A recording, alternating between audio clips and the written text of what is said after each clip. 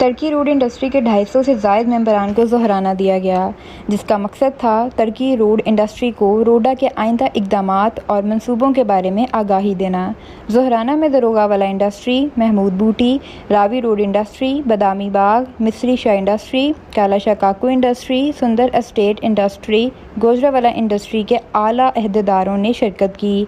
इस ज़ोहराना में बताया गया, रोडा बज़ाते खुद टर्की रोड इंडस्ट्री को इंडस्ट्रियल जोन डिक्लेयर करके बाकायदा इंडस्ट्री जोन का दर्जा देना चाहता है, जिसके लिए रजिस्ट्रेशन और डेवलपमेंट का अमल शुरू किया जा रहा है।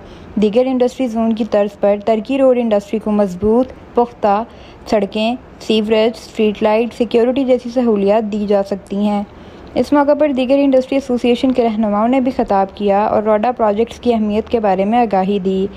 टर्की रोड इंडस्ट्री के मेंबरान और फैक्ट्री मालिकान को बताया गया कि अगर रोडा के प्रोजेक्ट्स को सीरियस ना लिया गया तो इसका नुकसान भी हो सकता है। कैमरा टीम के हमरा रवीहा अनवर।